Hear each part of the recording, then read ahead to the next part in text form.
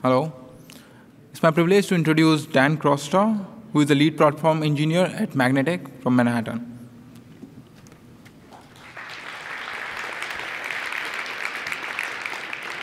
Hey everyone. Thanks for coming out. I know it's the end of the day, but I hope that this is going to be exciting and interesting for all of you. So my name is Dan Crosta. I work at Magnetic. I'm here today to talk about performance testing and profiling. But first, I'd like to just give a little bit of background about why this matters to us and sort of what my experience is with performance testing and profiling. So at Magnetic, we work in the online advertising space. We see on any given day somewhere from about maybe 5 to 10% of US internet traffic, so we get a lot of requests to our servers. At peak times, this ends up being over 100, sometimes 150 or a little bit more, 1,000 requests per second. So as you can imagine, performance matters sort of quite a lot to us and to our applications' stability and uptime and responsiveness. So that's why I'm here. You guys are here either because you've heard that I'm a very good speaker, or because you care about and want to learn more about performance testing. And the good news is I'm going to be able to deliver on one of those promises. So here's a little bit about what we're going to be talking about for the next 20 minutes or so. I suspect that most people are working in the sort of web application space, so I'm going to focus on web applications, but these techniques are pretty generally applicable to any sort of performance testing that you might want to do for any other sort of application. We'll look a little bit at what some of the standard library offerings are as far as sort of getting profiling, which is sort of in-depth information about how long things are taking inside of your application. And then finally, we'll sort of close the loop with instrumentation, which is a real-time way of performance monitoring. And then I'll describe what I call the virtuous circle of performance improvement. So what is performance testing? At the end of the day, it basically boils down to this. You generate a bunch of requests against your application, what we call load, and then you measure how long your application takes to respond to those things, and perhaps you care about error rates. We do in our performance tests. And that's basically it. So it's really just you throw a bunch of stuff at your app and you see what actually happens. One thing that's really easy and that we use at Magnetic that's sort of a best practice we've developed is just we'll take logs from our production servers, run them through a set of scripts to adapt them for our load testing environment, and then just replay those logs against that load testing environment. But I've actually jumped ahead a little bit, so let me take a step back. So there's several different types of performance testing that you can do against a web application. Today I'm going to talk about the top two, which are sort of the ones where you get the most value. And I'm not going to talk about spike testing and soak testing, although those are very interesting topics as well. And if you're interested in that sort of stuff, I recommend doing some research online.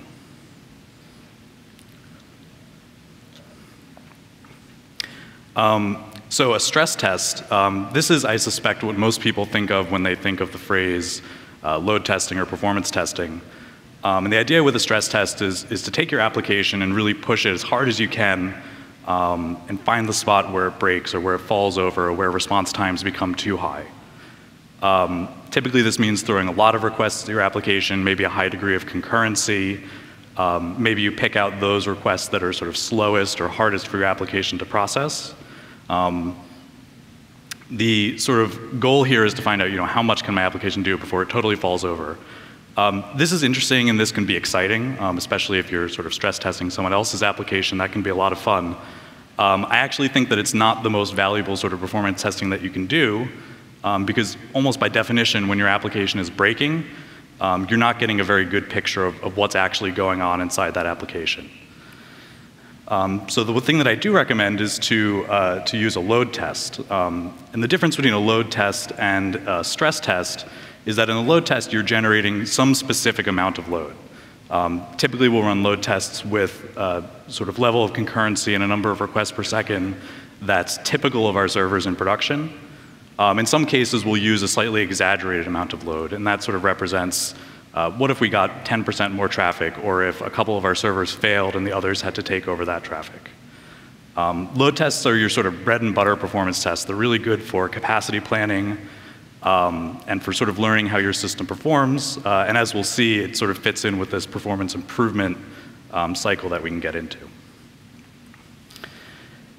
So a few other best practices that we've developed at Magnetic over the past couple of years of doing this. I hope these are obvious, but I'll just state them for the record anyway. So you want to isolate your performance testing from any external influences that you know about and that you can reasonably isolate your app from. So what this means for us is we have a dedicated performance testing environment. It's much smaller than our production environment, obviously, because we don't have sort of gobs of money to spend on it. But it's smaller in such a way that we know how to sort of extrapolate from performance testing results into production. And we do this by sort of just scaling down each of the components, so the application servers, some of the database servers, some of the logging servers, and pieces like that. And the other really important thing to remember is that it's very important to generate load in a consistent and repeatable way.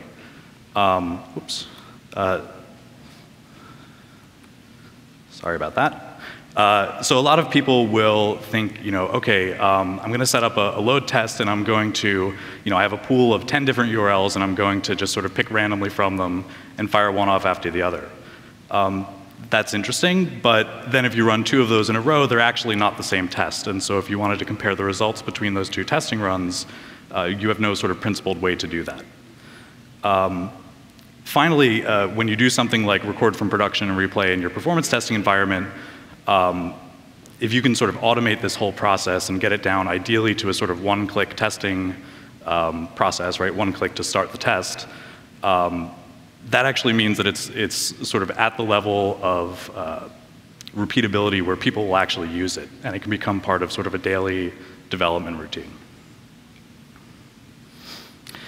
Okay, so once we sort of have our performance testing set up, we might find that things are a little too slow. Too fast is always good. And so what we'll want to understand is, where is it slow and why is it slow? So profiling is sort of the answer to those questions, or it's the technique to answer those questions. And following Python's batteries included philosophy, there's ways to do profiling right within the standard library. Unfortunately, the documentation around profiling is sort of not that good. And some of the APIs are also pretty terrible, in my opinion. So what I'm going to do is show you sort of the right way to do it, or at least the way that I recommend to do it. And so for profiling, that looks like this. So you import the C profile module. You set up a profiler object, or a profile object. You call enable on it. You do some stuff, and you call disable. Each time you sort of pair this enable and disable call, the profile object is going to accumulate more results by timing sort of everything that happens between those calls. And so you can sort of sprinkle this around your program if there are only certain sections that you want to do. You could also obviously just sort of do it around the whole run of your program. It would be really nice if the standard library offered these things as either a context manager or a decorator. It doesn't, but it would be fairly easy, as you can see here, to sort of make that.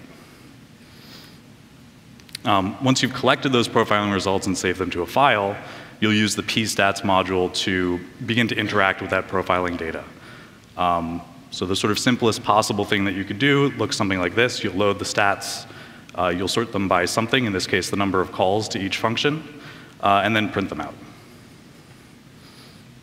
So let's actually see what this looks like. Okay, so what I have here is a very simple load test against a very simple web application. And there's basically 3 different actions that we support here. So there's a login, there's a logout, and there's a sort of say hello endpoint. And what I've defined is a couple of different behaviors that this load test is going to carry out. Now I know I said before that random is not a good choice. So please pretend that I'm not using random here, but this is just sort of the simpler way to go about it, particularly since this isn't actually a real application that's running anywhere. So 1/5 of the time, we're going to perform an invalid login. 1/5 of the time, we're going to log in and log out. And 3/5, 60% of the time, we're going to log in and say hello to someone. So using this sort of third endpoint in the application. So I can run this little test here. As you can see, I've sort of run it a couple of times in the past. Whoops. Darn it. I will not run it in a loop. So we can see that it's sort of making some requests. That's the log of the application above. OK, we made 52 requests in 4 seconds. The average latency, the average time it took for that request to come back, is 80 milliseconds. But the median is 3 milliseconds. So immediately what I'm seeing here is that there's something going on, right? So if the average is much higher than the median or vice versa, that means that there's some sort of imbalance in how long the different parts of my application take. So I'll quit the app, open up the Python shell.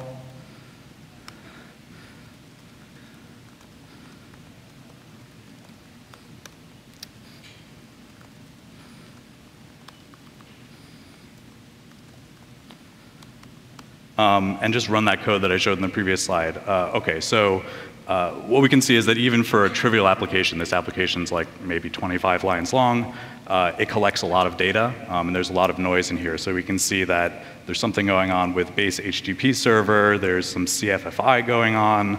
I don't really know how to make sense of this. It doesn't fit on the projection screen.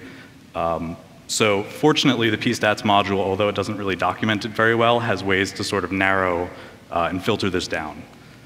So the first thing that I might do is provide a filter to the printstats function where I can say I'm only interested in certain things. In this case, I'm actually only interested in things that are in the file called webapp.py, which is the name of this application. And so here we can see the 3 different endpoints, how many times each one was called, the total amount of time that was spent calling in those functions, the total amount of time that was spent in the body of those functions, and that divided by the number of calls. And then the next column is the total amount of time that was spent in that function plus all the things that it called, and then that divided by the number of calls. So it's pretty obvious there's something going on here with the login function. So how can we find out what that actually is and what's causing our app to be slow? Instead of calling print stats, we can do print callees. In other words, everything that this function is called. And as a filter, I'm going to just basically copy exactly that and pass that in.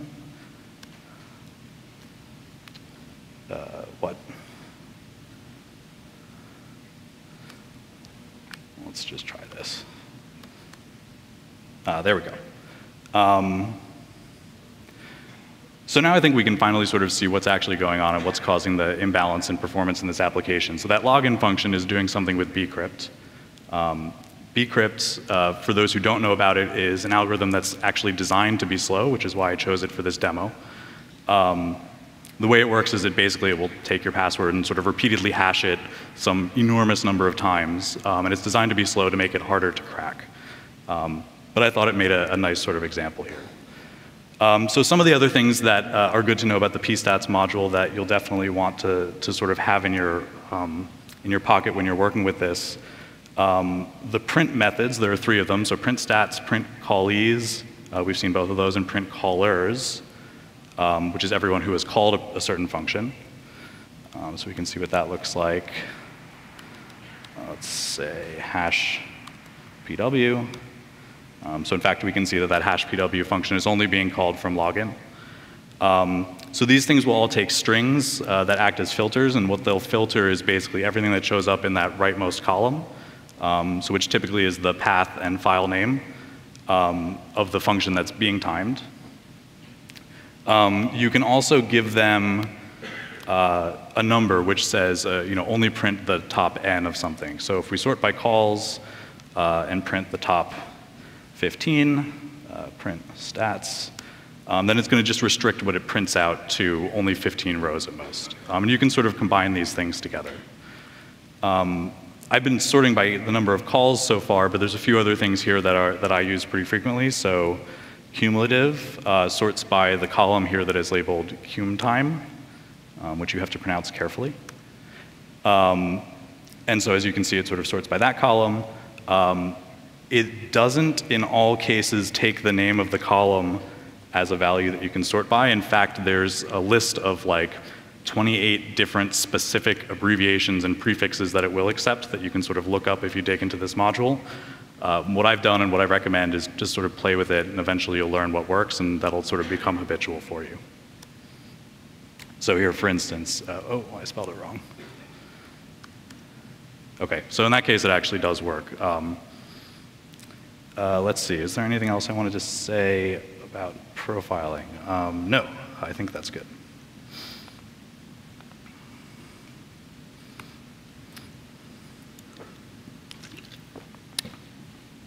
So what profiling is going to tell us is why our application is slow.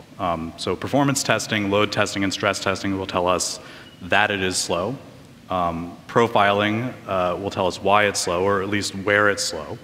As we saw here, if you don't sort of know the details of bcrypt, it might not be obvious why that's much slower than the rest of the code.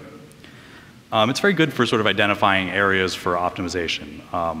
In fact, I would recommend actually not optimizing anything until you've profiled it and proved that A, it is called very frequently, and B, that it actually is slow and is sort of a target for improvement. One other thing that we will do at Magnetic is in our performance testing environment, there's a feature flag that we can set in our application that will basically toggle profiling on or off.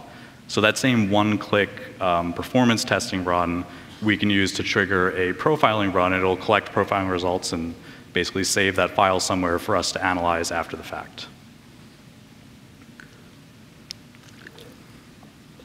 So that was the standard library profiling module.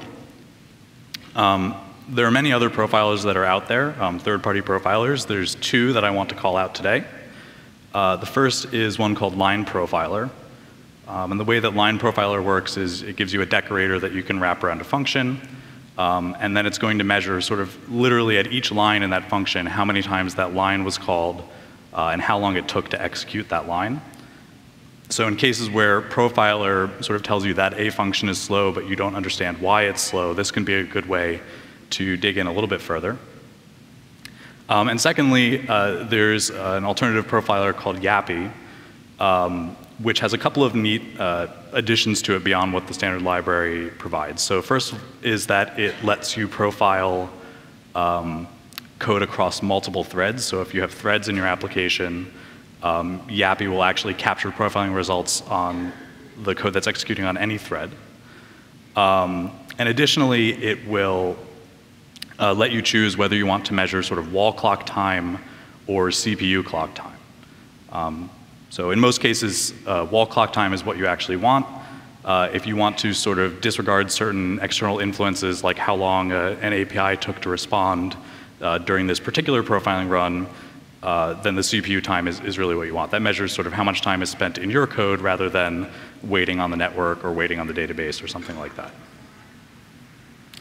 Line Profiler, the output is just a thing that it prints at you. Yappy will actually save the profiling results in the same format as cprofile does, so you can inspect it using the pstats module in the same way as we just demonstrated. OK, so the next thing that I want to talk about is instrumentation. This can mean lots of different things. What I mean here specifically is a certain type of performance instrumentation where you actually add code to your application in order to get sort of performance metrics out of it. So what we do at Magnetic is we use something called statsd. And what that does is it gives you sort of named time series metrics. So I can like go in and say, I want to count how many times this function was called or how long it took each time I called that function. Statsd and then the sort of community of tools that exist around it will also let you sort of graph and compute and compare this data, look at maybe a week ago versus today. You can combine it, so you can say you can divide two metrics. So if you have, as we do in the ad space, we'll have a certain number of times that we bid and a certain number of times that we win a particular ad. Then we can compute a win rate just by dividing those two metrics. And this becomes sort of a valuable tool both for performance monitoring in production, but also for sort of business monitoring. So if we see that rate go up or down, that might mean that we have some situation that we need to investigate, possibly on the engineering team and possibly on another team.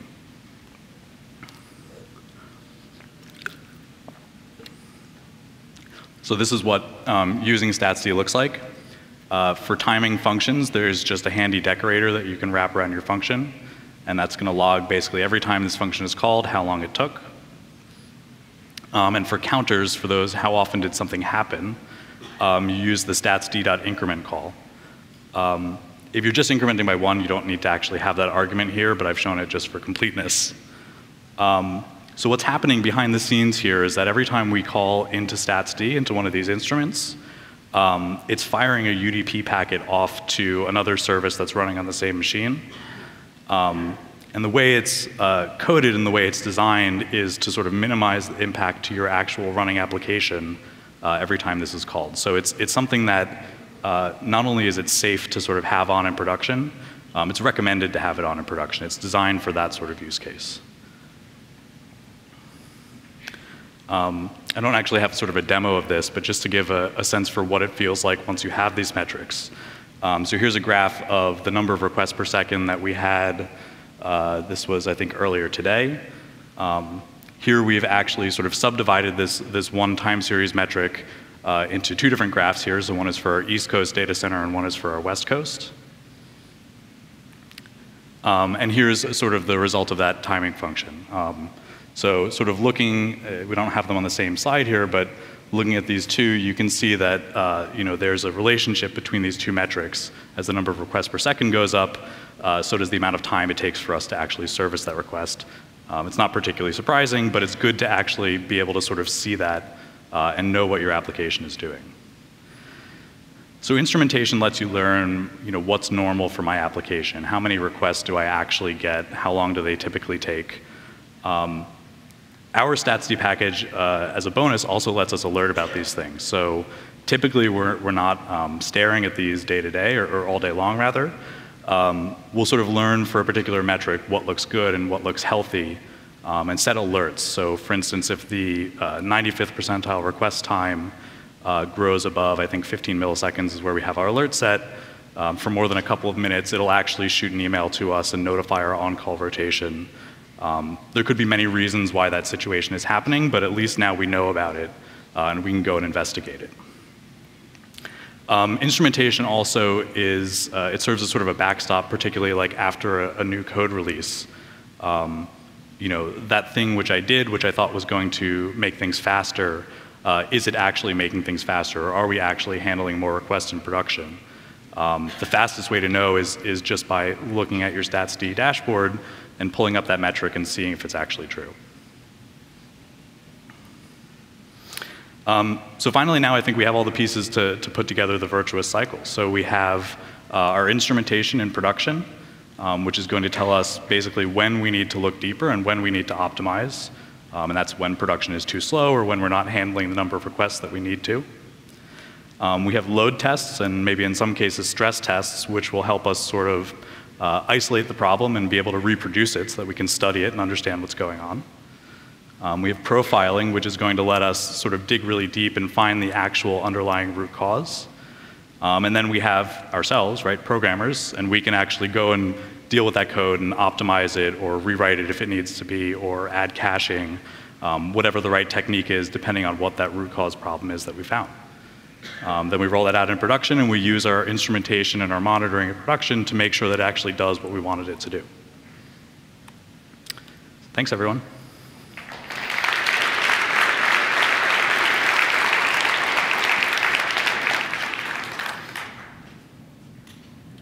Does anyone have any questions?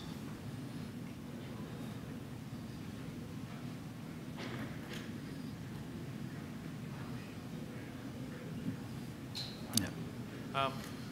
You talked about, sorry, question. Web apps tend to have a lot of moving parts, like maybe there's a DB call or there's some kind of key value store you're reading from. Mm-hmm. How do you sort of minimize that when you're doing performance testing? How do you make sure that those factors don't impact your tests? Yeah, so the question is, how do we take some component like a database or a key value cache and make sure that we've sort of isolated influence it might have on our performance test? So there's sort of 2 parts to the answer. So the first is, In our performance testing environment, we have a copy of it, so it's not handling any load other than what's coming from the performance test. And the other is that it is actually a part of your application. And so if in your performance testing environment, maybe you're testing a new version that you haven't rolled out to production yet, if that's too slow, and it's too slow because you're overwhelming memcache, let's say, then that's actually really important to find out about that before you roll it out into production. So to a certain extent, you actually do want the influence of it in the results of your performance test, because that's how things actually do run in the real world. Yep.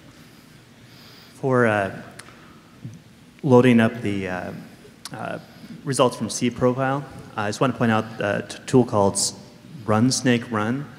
It will actually help you visualize your, it draws a square map in a GUI window, and really gives you a quick overview of what is actually taking the most amount of time in a visual fashion. Yeah, I appreciate the tip. I've looked at Run Snake Run a little bit. I've actually, or rather my preference is typically to work with text. I'm a little more comfortable there, but I'm glad you brought it up, and I should have put it in the slides just so that folks can find it. So. Hi, I had a question. Have you ever heard of a tool called Mechanize for Python, and what was your opinion of it? Mechanize that's a load generation, load testing tool. Right. I've never actually used it, so I have no opinion about it in particular. What I can say is that for our use case at least, we're a little bit different. So we're dealing with lots of requests, but there's no sorts of sessions or anything in our application, so each request is totally independent, which makes it really easy for us to do that thing that I recommended, which is just taking production logs and replaying them. We can basically take logs from any server, just sort of quickly reformat the data, and we throw it into the fastest C load testing tool that we can find to sort of minimize the influence of the load testing tool on the results. But as far as Mechanize specifically, I've never worked with it. Thanks. Sure. Great talk. I wanted to ask if you recommend any load testing Python-based tools? So do I recommend any Python-based load testing tools? As I was sort of just saying, so for our application, the amount of load that we need to generate is actually probably more than we could easily generate from Python. So we use, it's actually a custom load testing tool that's written in C, wrapping libcurl. It's just sort of the smallest amount of code that you can write to make libcurl actually make a request. Now that said, part of our testing environment, we use bees with machine guns, which is a Python tool, and what that does is it'll basically go out to Amazon, spin up some number of machines, and then launch load tests from all of them. So you can generate a lot of load from a lot of different machines, basically from one command, and so that's actually a really important part of our toolchain. Okay, I think that's it. All right, thanks everyone.